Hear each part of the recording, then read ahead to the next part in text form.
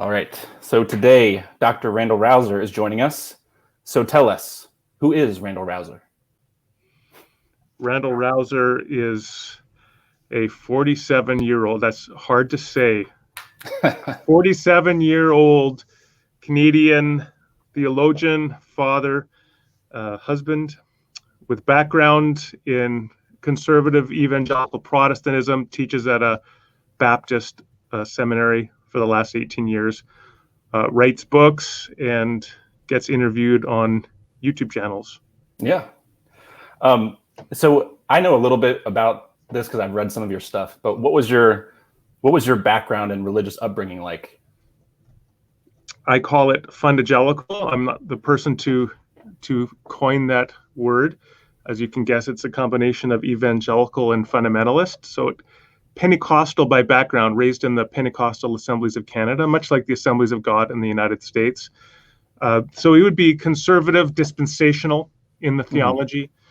And so in the late 1980s, mid 1980s, I mean, I was reading Hal Lindsey, looking for the imminent end of the world. There was a time when I really believed by the end of the 80s, that'd be it, right? We'd be out of here. And certainly that I would not live to grow old.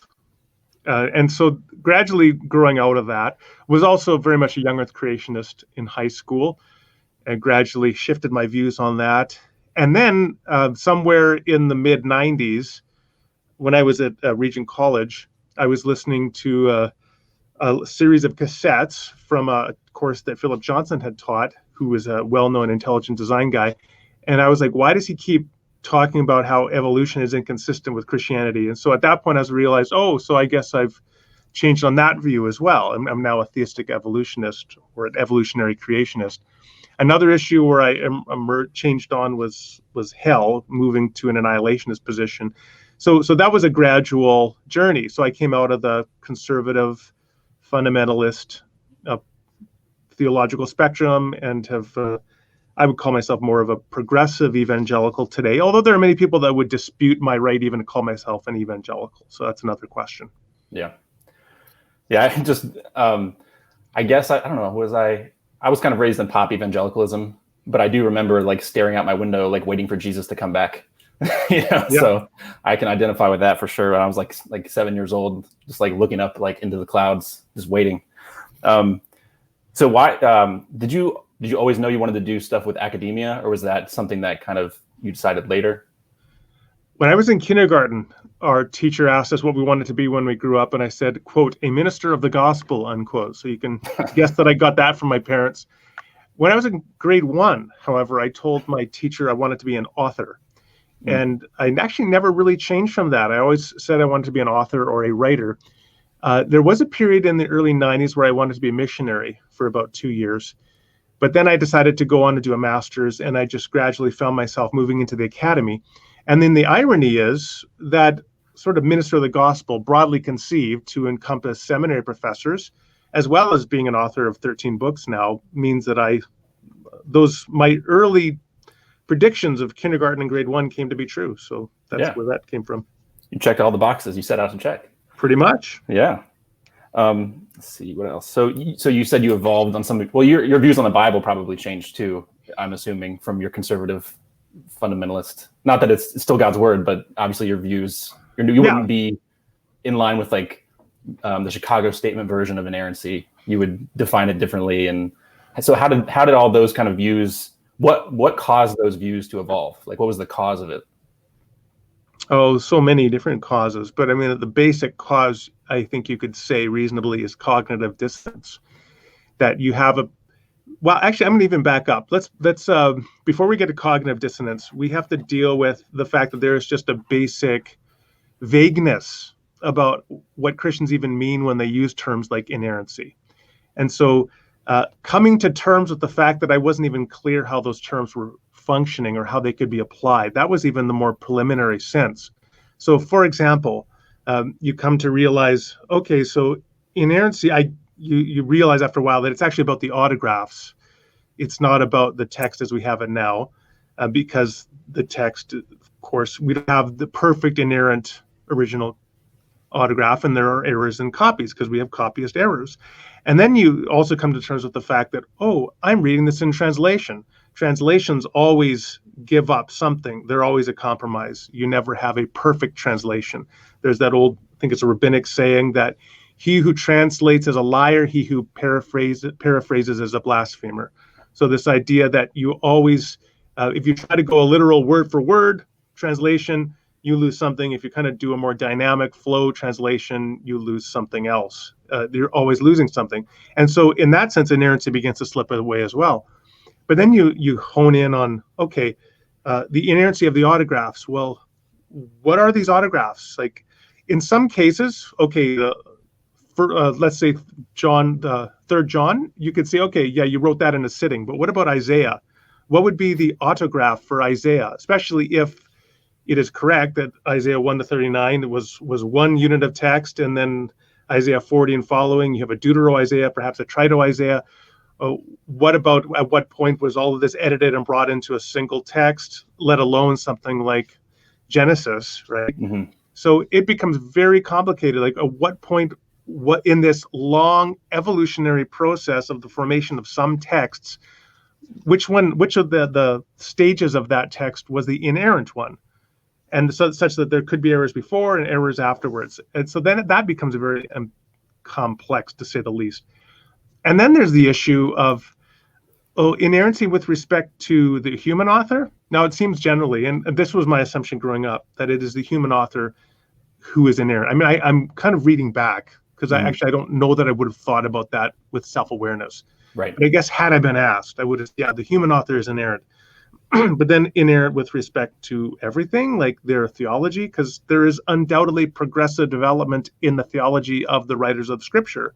So if B has progressed beyond A, then A cannot be literally inerrant with respect to A's earlier form prior to that progressive development. It just follows of necessity, let alone ethics and history and all these other issues. So you begin to that definitional process. You're like, man, this is really complicated. And then it gets into that just flows directly into the next stage, which is what about where there seems to be incompatible ethical content, incompatible historical claims, the history of natural history of the world, evolution, as I said, fossil record. So you have to wrestle with all those issues. And gradually you kind of find, wow, this is what happened to the doctrine of inerrancy I originally thought was so clear and was the foundation for everything else I believed. Yeah. Someone clever can harmonize all that stuff, Randall, you know.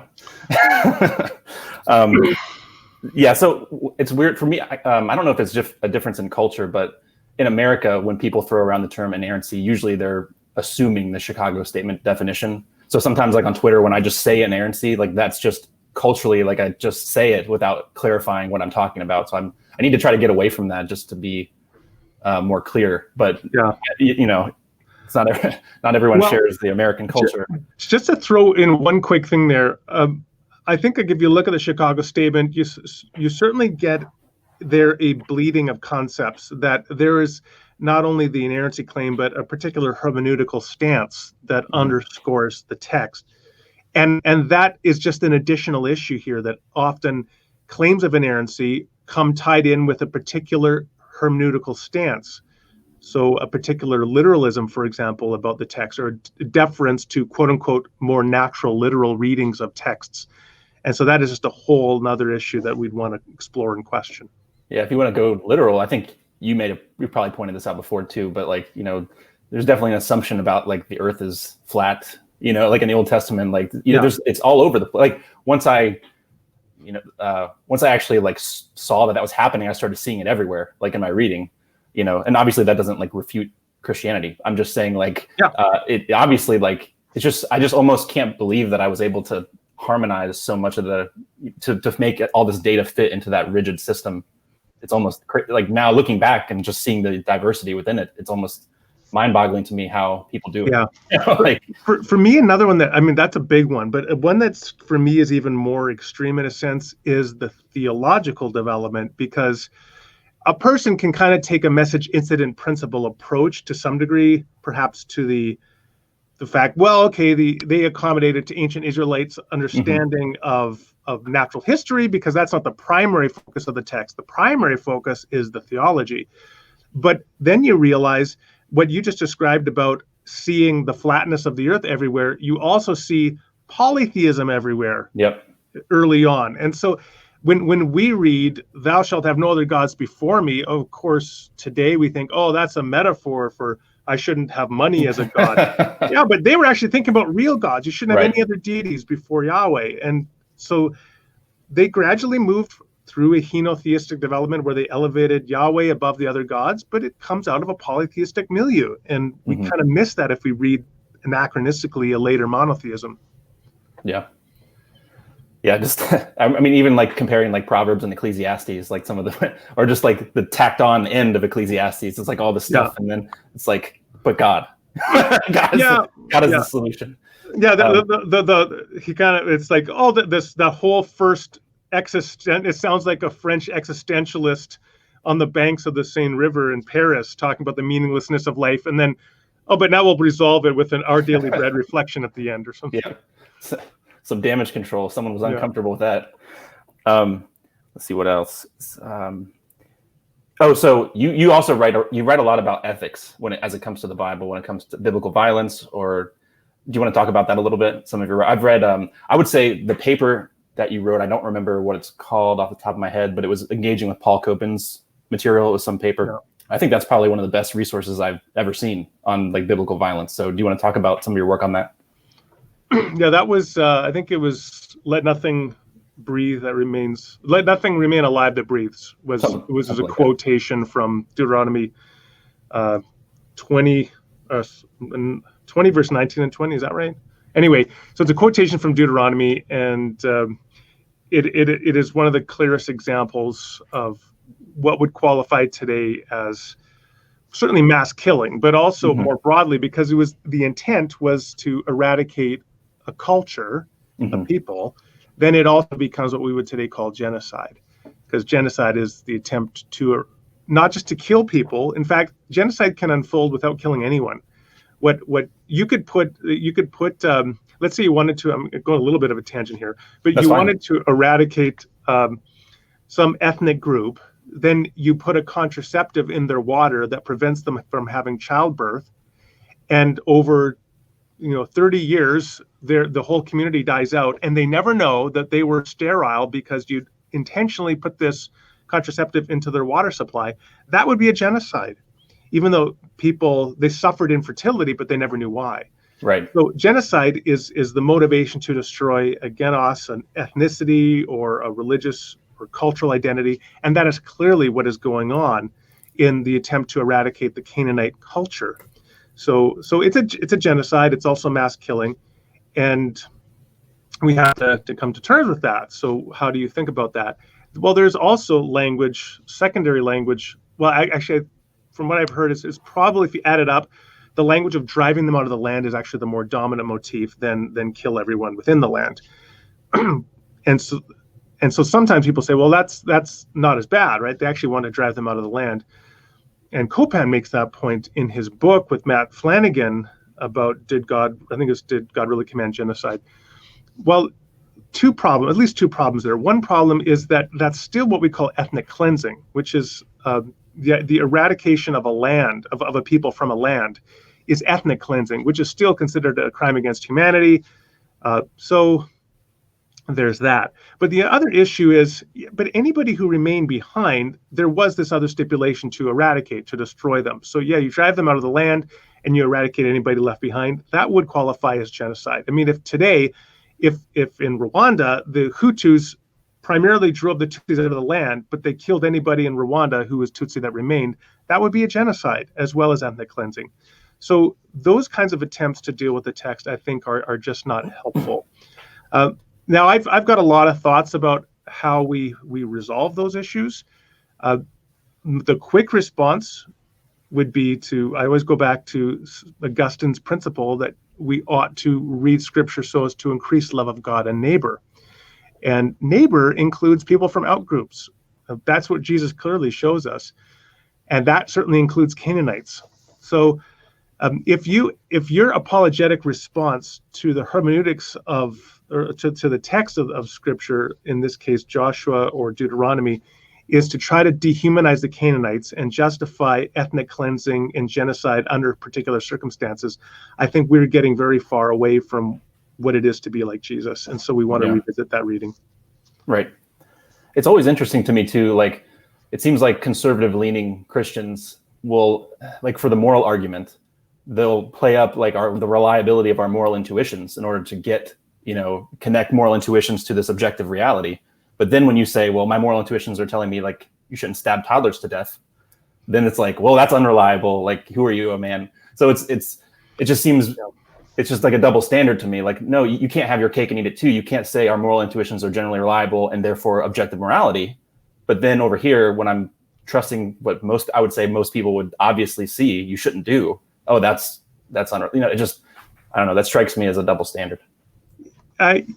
It certainly is indicative of that deep cognitive dissonance I referred to earlier. So yes, on the one hand, often these apologists, they want to appeal to deep moral intuitions and say, it is always wrong to do X, Y, and Z, and then to argue that a non-theistic account of reality cannot account for the intrinsic wrongness of X, Y, and Z. But then you point out, but on your view, you believe that at some point in history, God commanded, let's say, X and Z. So how do you resolve that? And I don't find that the explanations are very satisfying. Yeah, so you cut off the branch, as the saying goes. You cut off the branch that you're sitting on at that point. Yeah. So you've written a lot of books. What would you say that your favorite? Well, I guess you could split this into separate questions. What was your favorite book to write? And what was the most important book that you think you've written? You just wrote a new one, so you can plug that too, Yeah. Okay, it depends what kind of metric we're using. Like, if we're using contribution to the academy as the metric, then I would think my 2009 book, Theology in Search of Foundations, which was a major monograph published with Oxford University Press, that would probably be my most enduring contribution to scholarship. But the reality is that contributions to scholarship are read by a small number of people and don't have a huge impact generally in the wider sphere. So by that by one metric, it's significant. By another metric, not so much. I had another book written in the same year, actually, 2009, Finding God in the Shack, which was impactful in the sense that it sold about 30,000 copies in America, but it became a bestseller in Brazil in translation. It went on to sell more than 300,000 copies in Brazil. It was on the equivalent of the New York Times bestseller list in Brazil for about 6 months at least. So by one metric, that was significant.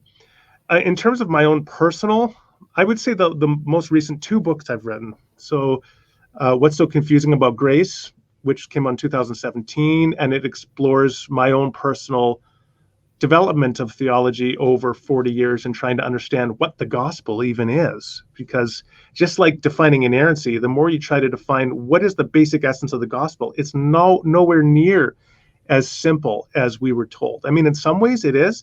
In some ways it isn't. It's like a Pixar movie. It's like there's a superficial reading that can engage a 3-year-old watching the movie, but there's also themes within that can be debated by academics.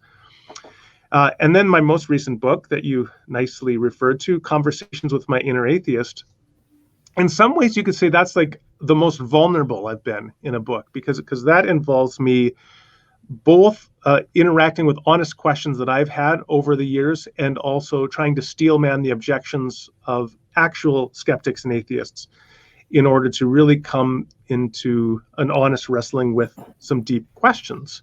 Now, at the beginning of that book, I take note that there's this old saying within the courtroom, a lawyer never asks a question of a witness that they don't already know the answer to, because everything could go sideways in your case if you ask a question of the witness without knowing what their answer is going to be. You have to play it safe. And Christians often approach questioning their own faith like that I'm never going to explore a question unless I kind of already know what the answer is going to be, because I don't want to end up with having my faith shaken. And I find that to be just a deeply dissatisfactory response, that I think that we should be willing to explore difficult questions like biblical violence without necessarily knowing how we're going to answer them at the end of the day, or whether our faith may be severely shaken. Maybe it'll have to be reconstructed. Maybe we don't know what we will believe tomorrow, but we nonetheless have to honestly confront questions and doubts that we have today. That's what that book is about. And so because that's the most honest and sort of raw exploration of doubt and questioning and belief in my own background, I would say probably at the moment, at least, that's my own sentimental favorite. Yeah. I bought that one. I haven't read all of it. I also did buy your Oxford one. So I think I'm halfway through it. I skip around in my reading too much, but I've read a couple other of your books. Yeah. It seems like people have at least some Christians, like, because I came out of like the Reformed Presbyterian background. Well, I mean, that's not where I started, but that's where I ended up, and that's where I came out of. But it's like, even some of the more Tim Keller-ish of the Presbyterians, it's almost like you get the sense of, well, you can doubt, but as long as you come to the right conclusions, you know what I mean? So it's like it's encouraging people that, it's okay to doubt and all this stuff, but within a context, like, don't go too, I don't know. So yeah, we want to keep the, what you can only doubt as long as there's a safety net or you've got the tether attached, right? So that you could never fall away. Right. And the reality is that, to my mind, is that you can say that, but there just aren't those guarantees in life. That if you do honestly doubt, and I think we owe it to ourselves and to everyone else to know that we honestly care about truth. In fact, I'll give you a quote that I used in one of my books, came from Dallas Willard. He said, if Jesus were not the truth, he would be the first person to tell you to look elsewhere. And the basic sentiment there, which I think is very important, is that we should just look for truth wherever we can find it. And if we come to believe that some aspect of our current beliefs is not true, we owe it to ourselves to have the intellectual courage and honesty to revisit those beliefs. Right. So with that, while we're talking about, what would you say that the best arguments for theism and against theism would be? Because I've seen you do like the devil's advocate debates, and we can talk about that a little bit later. But just in your opinion, if you had to pick the best arguments in favor of each position, what would you say? So in favor of theism, I would say, first of all, I would qualify this that I'd like to say arguments are like jackets. So to say, what's the best jacket to wear? You can only answer that if you have a context. So if I'm going to go motorcycling, my leather jacket's the best. If it's raining, it's a raincoat. If it's winter outside, it's a parka where I live. So that's, I would say the same thing about arguments. So what is the best argument? Really depend upon your audience and the context. There was a really interesting article written some years ago by a Christian philosopher, George Mavrodes, where he talked about, I think that the title was On the Very Strongest Arguments. And he explores this idea of what is a strong argument. Well, you have to have a valid structure, logical structure. So the conclusion has to follow from the premises. Hopefully you've got a good reason to believe the premises. But beyond that, it gets very complicated. And it really depends upon your context. If you have an argument that is in one sense, it's a great argument, but 99% of people don't understand it, or it just doesn't seem plausible to them, then in one sense, it's not a good argument. And I think it's fair to say the ontological argument could be classified in those terms, even if the ontological argument is a sound argument under one or more of its versions. The fact is that when you present it to most people, all you get are a raised eyebrow and, yeah, you just tried to pull a rabbit out of a hat, buddy. You can't do that. And so even if it is a sound argument, I generally recommend to people don't use it because it's not going to win over many people. So an argument has to have a persuasive force and be accessible or understandable by your audience, whatever that audience is, whether it's academics or if you're trying to reach lay people, it should speak to lay people. I think for many people, design arguments of different forms can have that sort of, especially that general access to lay people. For me, I'm most attracted myself by moral arguments. I'm not attracted by moral value arguments, the existence of objective moral value, because I don't think that those arguments, I think you can certainly adopt a moral Platonism that is inconsistent with atheism. And so those arguments, to my mind, aren't very persuasive. What is much more persuasive is arguments from a moral obligation. In other words, the sense of where does our sense of right and wrong and how we ought to live where does that come from? Because it seems that it has to come from a person with adequate authority to communicate and give us these moral obligations placed upon our lives. And I think the best account of that is a theistic one. I also think that moral knowledge is a very good argument. So the idea that where does our moral sense, our moral intuitive sense, to be able to track moral values and obligations, much like we sense perceive colors and shapes in our environment, so we can track, sense, perceive moral values and obligations, because we certainly could have evolved successfully without tracking moral values, and we could have evolved as non-moral rational agents. So what was it that, how do we develop this extraordinary ability to sense, perceive through a sort of moral sense, basic moral values and obligations? And I think, again, a theistic account of that is the most satisfactory one. So that's my answer for me, but for many other people, it may be something different. Right. What about in favor of atheism? Yes, in favor of atheism, not surprisingly, I think problem of evil in various forms, particularly, the one probably is most powerful is arguments that go from moral atrocities or moral horrors, as they're sometimes called. So the most extreme, egregious cases of moral evil. So in one of the devil's advocate debates that I did recently with Joe Schmidt, I gave an example of a father describing how he was forced to watch his own daughter being raped and then to participate in a rape of his own daughter. And the idea that God could have some morally sufficient reason for allowing that, I think here's where we come into the two different approaches to a horrific evil like that. The one approach is to say, I can't see how God could have a sufficient reason for allowing that. But the fact that I can't see how he could is consistent with God having a morally sufficient reason for allowing it. And that would be a sort of skeptical theist approach. But the other approach would be to say, you know what? When I contemplate that in my basic moral intuitions, I believe I can see that God couldn't have a morally sufficient reason for allowing that. And if we know that it happened and God couldn't have a morally sufficient reason for allowing it, that provides evidence that God doesn't exist. Mm-hmm. So it comes down to what your basic intuitions are. And I recognize why people can have powerful intuitions that God could not have a morally sufficient reason for allowing that. And so that, to me, is probably the strongest evidence against theism. And also the evidence of divine hiddenness, which is different than the problem of evil. It's the idea that if there were a God, God would make God's presence and nature much more visible, accessible to the people who honestly seek God. Because it does seem like there are people that seek God and yet do not find God. And if there were a God, he would make himself visible to them. So that's also, I think, an important argument. Yeah.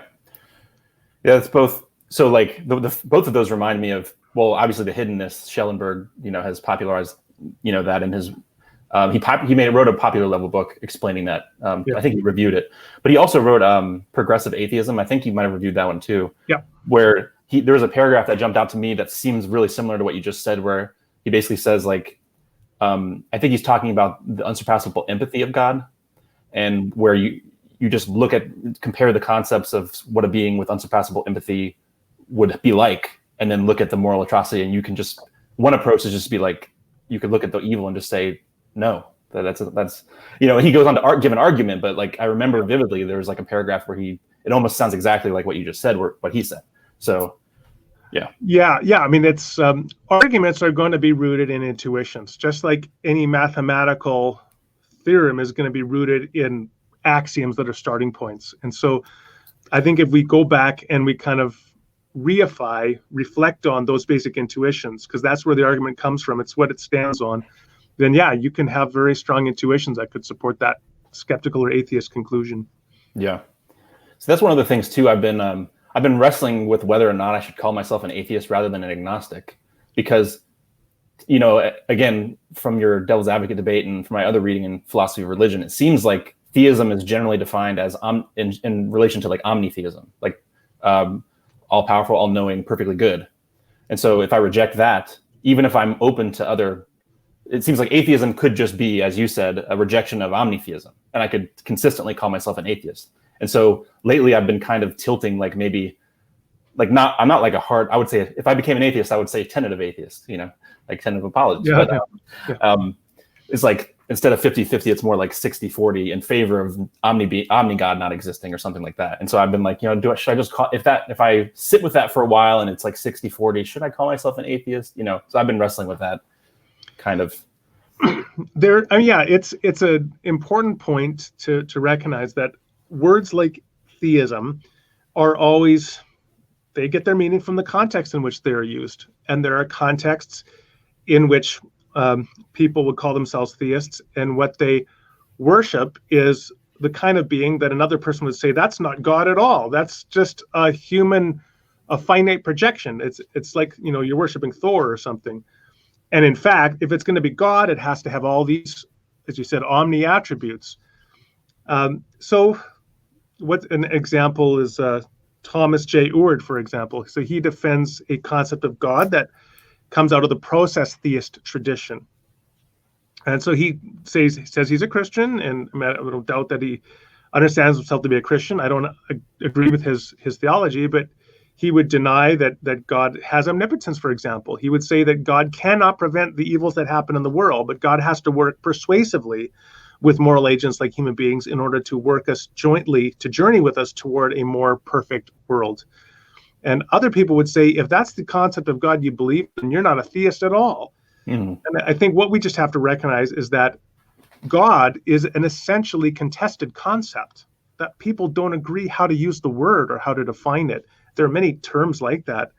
And so I think that we have to then have a certain generosity to recognize different people can use the term as they like, and we have a right to define it as we like. We should just try to avoid confusion when we're talking to one another. So I'm not a big fan of trying to be the terminology police. I think rather you're fair to define a term as you like, and then call yourself whatever you are, like an atheist relative to that definition, as long as we understand where each other is coming from. Yeah. Let's see. So you've done a couple of devil's advocate debates. What value? I mean, I'm probably going to agree with what you're going to say, but why do you think stuff like that is so valuable?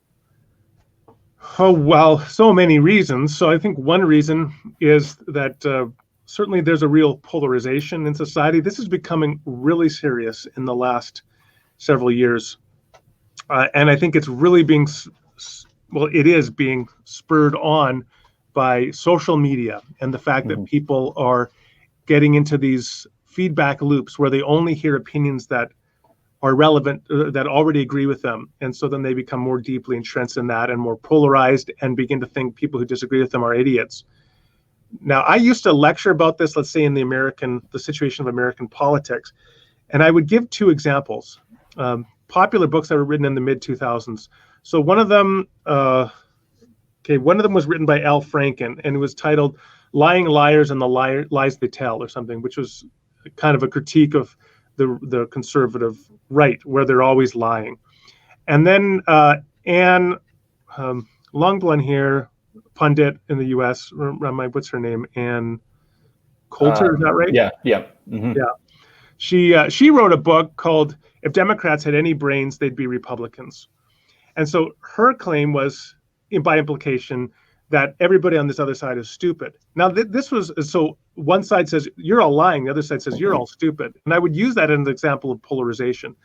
Well, that was quaint back in the 15 years ago compared to the degree of acrimony that exists now between not only different political groups, but different religious groups and so on. And so anything that we can do to begin to break out of our silos, I think, is a good thing. Now, when it comes to that polarization, unfortunately, the standard debate format tends to just entrench it even more, because people tend to come to debates with the attitude of like cheering for a sports team at a sporting event, and it's a competition, and my team's got to win. And so you're likely to exercise confirmation bias to look for all the evidence that supports your team winning. And at the end of the day, you're going to come away having your assumptions, your prejudices simply reinforced. And so sadly, that's the way that debates often impact their audiences. So to do a devil's advocate debate is to intentionally break down that tendency towards siloing and polarization and dehumanization of the other, the tendency to marginalize them as being immoral and or stupid, and also to give a certain playfulness to the debate, which removes the competitive atmosphere, or at least ameliorates it, by saying, okay, I'm not actually, this isn't my view, but I'm going to commit to this for the sake of the debate. And so we can be a little more vulnerable in that way.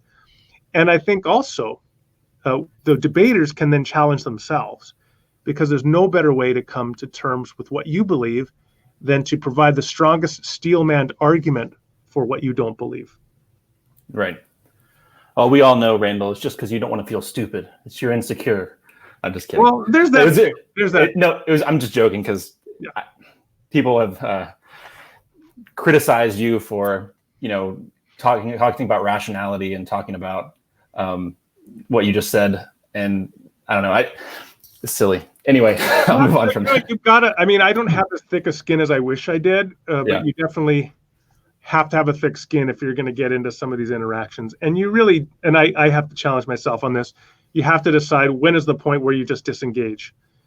Yeah. I had this moment in a couple events in high school. I'll just share. So one of them was, I was out with a friend and we were at a guitar store, and we left the store, and there's this guy that didn't like my friend, like a headbanger. And so he wanted to start a fight with my friend, and I charmed the guy afterwards and managed to extricate my friend from this dangerous situation. And we all laughed, and I became buddies with this knucklehead.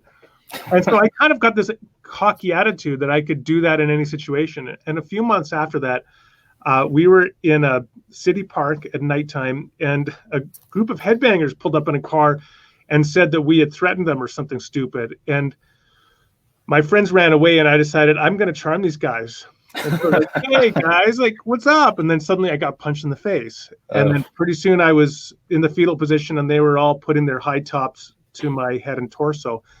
And eventually I got beaten all the way up until in the middle of a road. And then a semi-truck driver pulled over and shouted at them, and then they ran away. I had a good lesson there that you can't charm everyone. Right. That sometimes people just want to kick the crap out of you. And so that gave me a heady dose of realism early on, which now I carry through to some of these interactions, that sometimes people hate you. Sometimes they're not willing to listen. They're not interested in a rational, charitable exchange, and you really have to learn when to cut your losses. Right. But going back to the devil's advocate stuff, I think you've done. Have you done two? I think maybe you've done more than two. You did one on Cameron's channel that I watched recently, but you also did. I think you did one on Unbelievable. What was I did one with Michael Roos, right? Unbelievable, and I also did one on the Dry Apologist YouTube channel. Oh, okay, yeah. 3, but I can remember. Yeah, I talked with him already, so I like him. Yeah. Yeah, Michael Roos, just side tangent. Like, I hadn't read much of him, but I read I think it was like a 4 Views book, the recent one with Eric Wielenberg. Right. It was explaining evil. Yeah. He's funny. I didn't realize how funny he was. I hadn't read much from him, but I was just reading all this serious philosophy, and then I get to the Michael Roos part. He's making me, even though I'm still figuring out what I believe about moral ontology, he's making me laugh left and right. So he's a charming Englishman, right? I really like him. He's a good guy. Let's see. So why are atheists so bad at making memes? I don't know that they are. I mean, I tend to, I check in time and again with Atheist Republic, and I think that they're pretty bad at making memes usually. I actually did on Unbelievable, did a sort of debate with David Smalley, formerly of Dogma Debate, but now it's the David C. Smalley podcast. And we debated, the title was Don't Be Meme, and he was looking at various Christian and atheist memes. I think that the real issue here is that, I mean, memes can be like a parable. They can be really insightful and state things in a very provocative, thoughtful way, but they can also be reaching for the lowest hanging fruit and kind of developing caricatures. And I think Christians and atheists, probably more often than not, memes we take them in those directions. So I think we all need to be a little circumspect in how we use social media and memes such as they've evolved. It's interesting to talk about evolution, right? I mean, meme as a concept came from Richard Dawkins, and although it always had a sort of vague meaning to it, it nonetheless had some basic idea of some basic unit of cultural information that changes over time, analogous to a gene. But then at some point along the way, it became like humorous images of cats doing things and caricatures of atheists and Christians. Here's one meme that I will say, here's a good example of one from an atheist perspective that I think in one sense is bad, but in another sense is good. So I think sometimes you can turn a meme around. Turn the meme around. Okay. Anyway, that just popped into my head. So this was, it pictures Thor, and it says, my God has a hammer. Your God was nailed to a cross. Any questions? And it's a meme that is meant to offend, clearly, right? It's meant to offend your Christian audience with some quote unquote blasphemy. But in fact, what it does is it illustrates what Paul talked about in 1 Corinthians chapter 1, which is that the cross is foolishness and a stumbling block. And it helps us see that the Christian reconstruction of what God looks like, what omnipotence looks like, is fundamentally incongruent with many common conceptions of what God and power would look like. And so I'm actually okay. I think a meme like that is a very good teaching tool to illustrate some basic assumptions about how people think about Christianity and how Christianity wants to challenge those assumptions. Right. Yeah, I think Twitter too, not just with memes, but like with a short, text limit with Twitter is like a good way. It can be really effective in getting people to like kind of re-examine something from a different angle. Especially, but the only thing is, like, this, but if you don't word something extremely precisely within those confines, like whenever I tweet something that I know will be somewhat provocative, I try to like poke holes in it before I tweet it. Like, could this be read a different, because it's one thing. Like, if I am provocative, I try to be accurate when I'm provocative. So that's always a challenge to do, because I'm my own worst critic. I'm like, if I were a Christian, like, what hole would I poke in this tweet I'm about to send? Yeah. And there's a good reminder: don't tweet out of anger.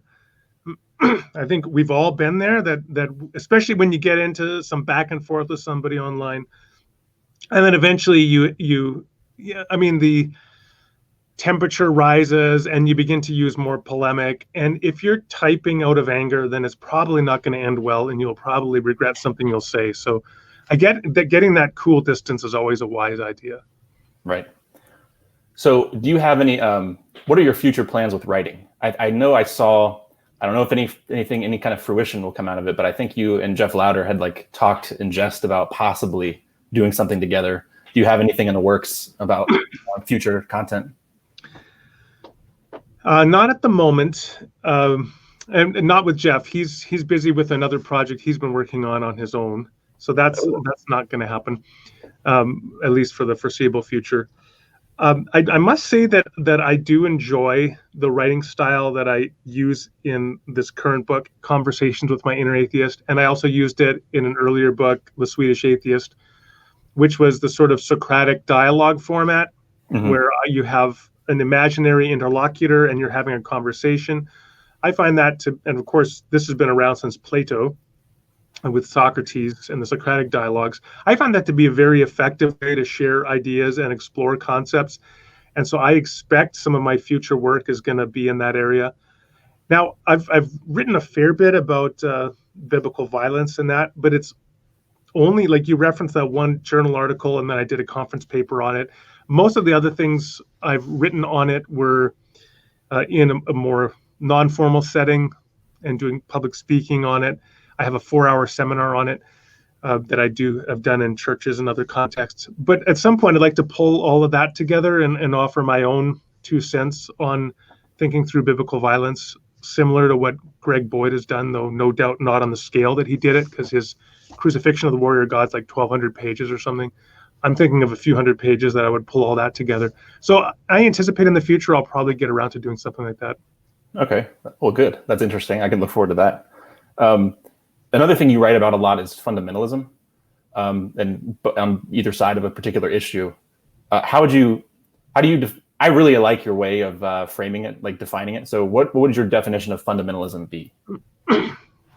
Well, so first of all, there's the socio-historical definition of fundamentalism, which begins with a movement that arose in the teens of the last century And it was centered on a rich oilman named Lyman Stewart, who published a collection of pamphlets with essays he had commissioned from various leading conservative theologians of the day. They were called the Fundamentals. They were later published in 4 books and distributed free to several 100,000 pastors across North America. And that helped to coalesce what became the fundamentalist movement, where people were saying there are quote unquote liberal Christians that are beginning to challenge core Christian doctrines. And so we need to stand for doctrines, including in particular the divinity of Christ, the resurrection of Christ, the doctrine of the Trinity. And then in the 1920s, that sort of centered on young earth creationism with the Scopus Monkey trial in 1925. And then the fundamentalist movement took off from there with the growth of the Bible college movement in the 1930s, where these conservatives pulled out of the mainline universities and seminaries, started their own institutions, and you developed the subculture. So that's what fundamentalism means in its socio-historical origins. But of course, the term has taken on a life of its own.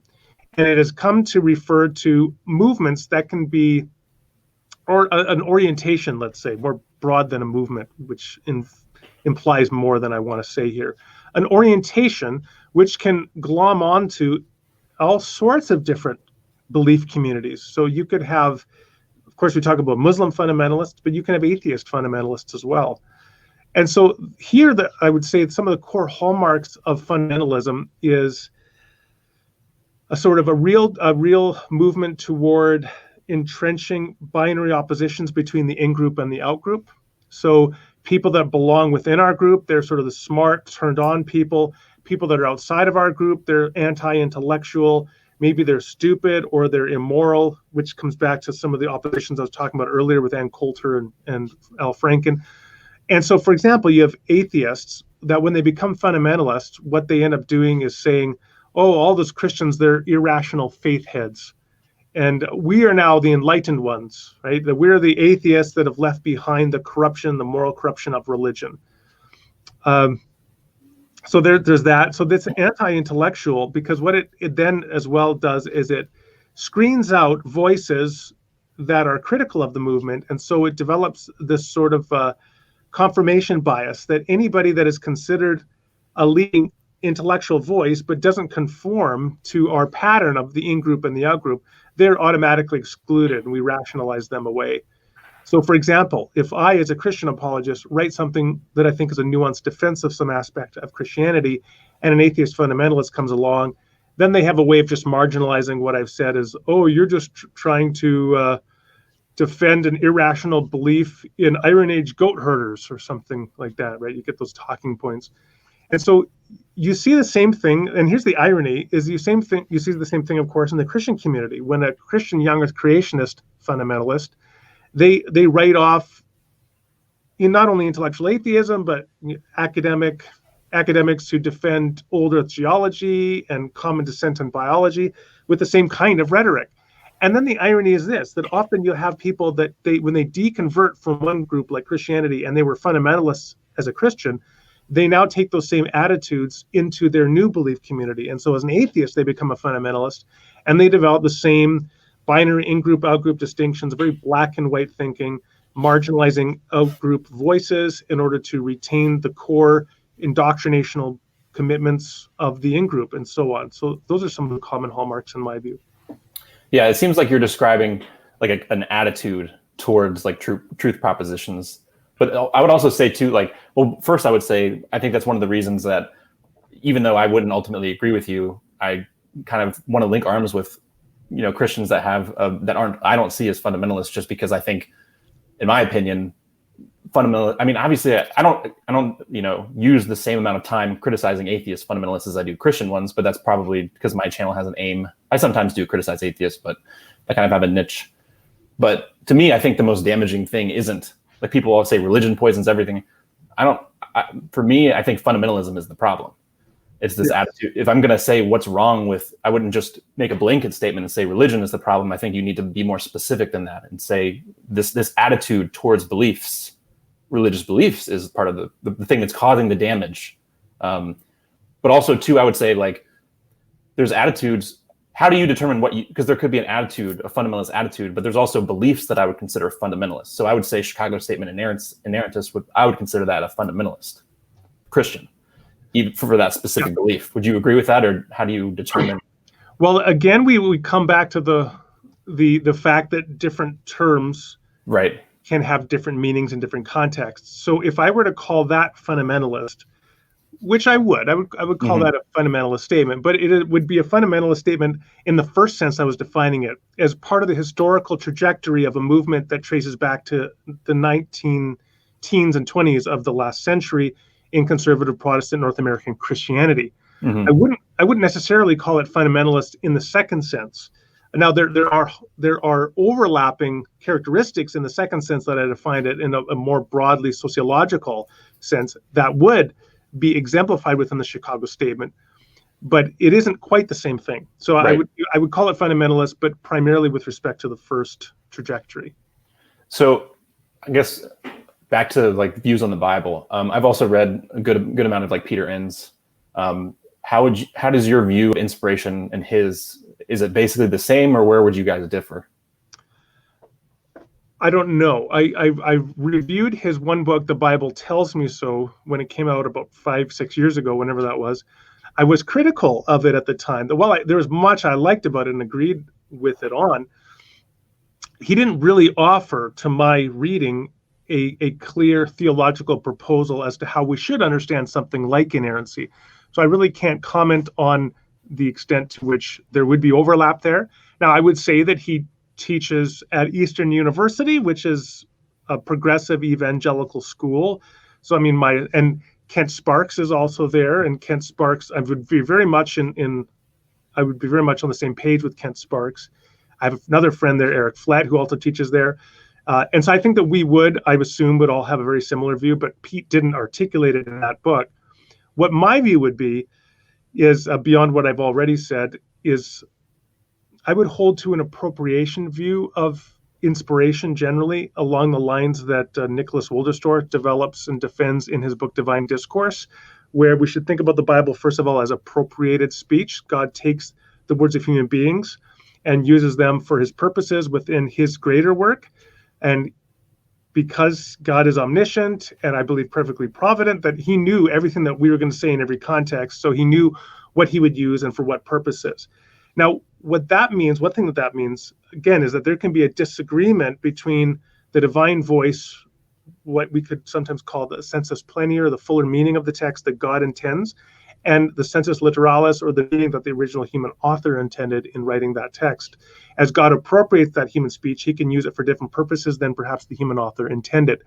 But it is all part of God's total plenary inspired text. So as God has appropriated all of these texts, he does so for his ends and purposes, and thus it is all authoritative as it guides us to become more like Jesus. So that would be the quick summary of my view. Right. I think Enns probably lays out more. I don't know. Have you read Inspiration and Incarnation as well? That's his yeah. Some years ago. Yeah, I've read that book. Yeah, I think he kind of vaguely says that it should be like an incarnational model. Yeah. So I guess it would be something like what you just said. So for me, I'll just kind of go a little bit into my own, like while I totally think that those kind of views for Christians are fine. I don't think the inerrancy means, like, the fact that the Bible is not inerrant in a conservative sense means that Christianity is false necessarily. I think for me personally, like I don't know, I think some of the underlying issues people have with, like, so let's say the Bible is undermined and then they are on a trajectory towards atheism. So like maybe to admit that there's a contradiction. Obviously, that doesn't prove Jesus didn't rise from the dead if there's a contradiction in the Bible. But I think the more that I thought about it, for me, coming from a Reformed background, is like, I think I'm generally skeptical of miracle claims in general. And I would define a miracle. Obviously, I think my definition would be different than yours. And I know you talk with counter apologists. I haven't got a chance to watch that yet, but I would say, like, I would put it this way: I'm naturally skeptical of very well established generalities of how nature operates being violated. So not like a violation of a law, but our very well established generalities of how nature operates. I'm skeptical of claims about that happening. And so to me, my belief in the resurrection was undergirded with like other stuff. And so, for example, I thought this claim was being made in the context of the Gospels, which I used to think were more historically reliable than they are now, within the context of this anthology of texts that I thought had all these divine marks that were clear, within the context of what I thought was clear prophecy pointing to Jesus.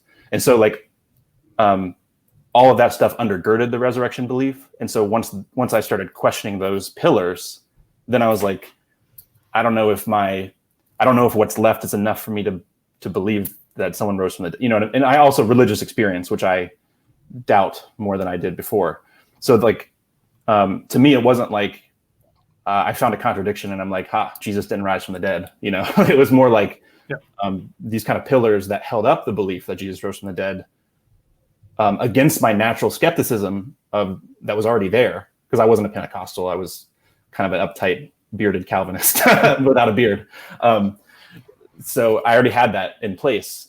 Anyway, that's just kind of what's it? It's like I'm not trying to necessarily debate that. I'm just explaining for me why some of the issues you're saying that you're acknowledging with the Bible, for me specifically, were an issue because for other reasons. Does that make sense? Yeah.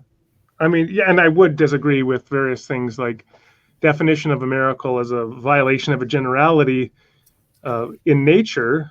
I mean, I would say it's not a violation by definition if God acts most of the time in this manner, and then at some point acts in this manner. Well, that's why I was saying, maybe I shouldn't even say I'm skeptical of miracle claims. I should just fill in what I'm saying. I'm skeptical of claims that violate very well-established generalities of how nature operates. So I won't even use the word miracle. Just I have a natural skepticism towards those sorts of things. And I think everybody does. I mean, certainly many people do. I think that in the Bible, I mean, the response is to be skeptical unless there's some good reason otherwise. I mean, you have Thomas, for example. I mean, all of the apostles were initially skeptical when the women came back and said that we saw him raised, right? And it had to be through personal experience of each one of them that they gradually came about to have different views. So I think you see that kind of skepticism exemplified within the texts themselves. And so I think for me, the issue isn't about a prima facie skepticism. That's the issue. The issue is, are we willing to allow that skepticism itself to be challenged by the evidence? Now, since you haven't watched the Counter Apologist Exchange, I'll just say one thing about it is that as we went along, like I was talking about what I believe is evidence based in particular upon 1 Corinthians 15, 3-5, what that actually tells us about early Christianity back in the 30s and how best to explain that.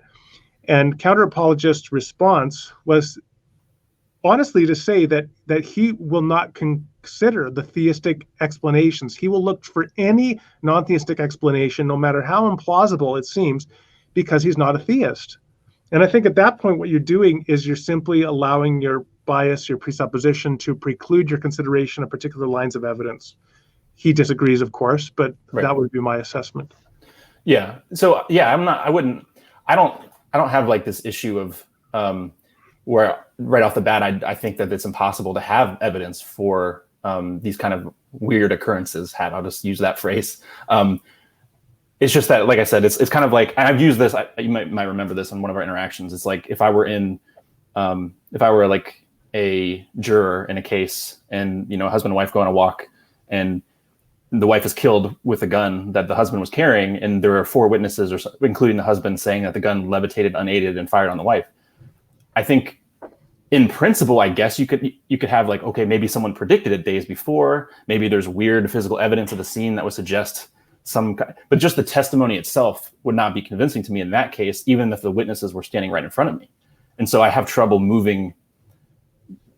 acknowledging that skepticism with eyewitnesses in front of me to like what I believe about the Gospels, being written decades after the fact by probably non-eyewitnesses. So it's just kind of an analogy for why it's hard for me to kind of get there. But anyway, we don't need to talk about that the whole time, but. Yeah, I mean, I would say is in each case, we have to unpack the details of each case. So this scenario, we'd have to unpack more of it. We'd have to interview these witnesses. We'd have to find out if they had some motivation to lie, so if we had some ground to believe that they were delusional, and you'd have to get a richer exploration of the details of the case before one could draw a conclusion as to what was going on. In the case of the resurrection claim, I think it's the same thing. So Are we going to claim that Peter had a grief hallucination? Are we going to claim that he lied and fabricated it? Are we going to say that Paul inexplicably suddenly felt deep guilt over the fact that he was persecuting Christians, and that led him to have a vision of Jesus, which maybe accompanied an epileptic seizure? I mean, what are we actually going to propose happened?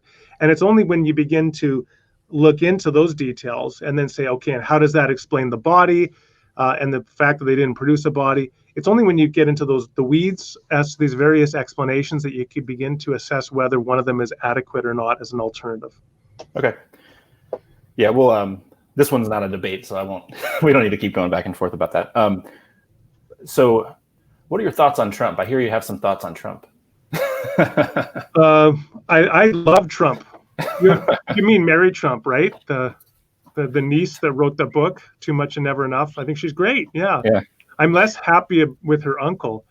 I mean, I think that her uncle is clearly people always accuse him of being a habitual liar because there's more than 20,000 documented falsehoods that he has issued, according to the Washington Post, and they have the list. Now, I think that it's probably less that he's a liar than that he's a bullshitter.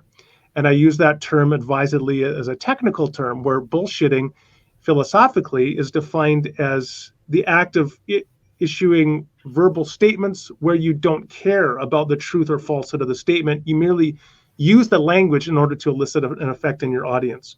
And I think that Trump is just a classic bullshitter, that he doesn't even know often what the truth is.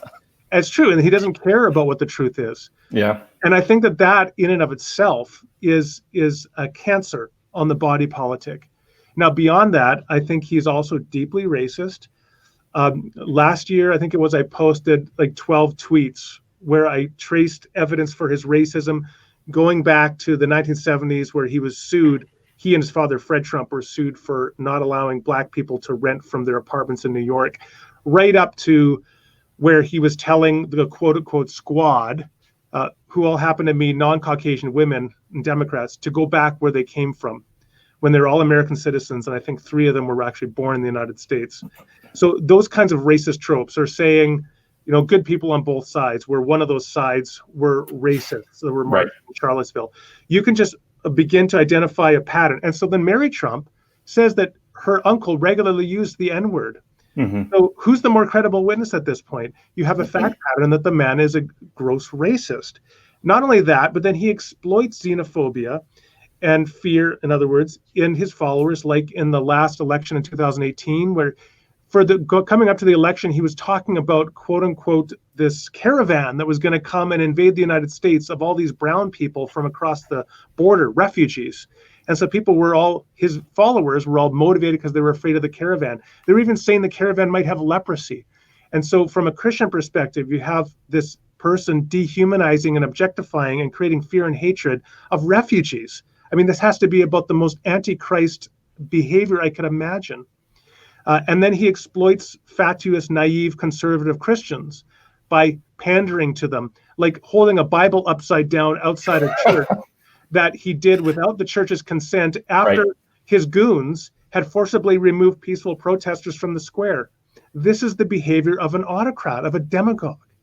So, I mean, I could go all day talking about this. It's just, and the one thing that conservatives will say to rationalize their support of him, he's pro-life and he's going to get conservative judges.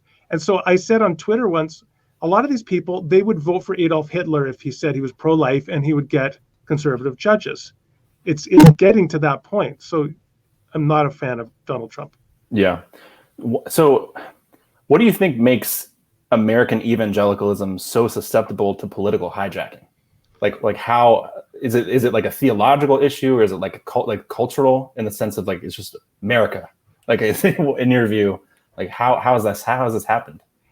It began to change in the late 1970s when Ronald Reagan began courting the evangelicals as a voting bloc, and Pat Robertson and Jerry Falwell were behind what they called the moral majority, to treat conservative Christians as a voting bloc that would then become aligned with the Republicans. And so that's where it began to happen.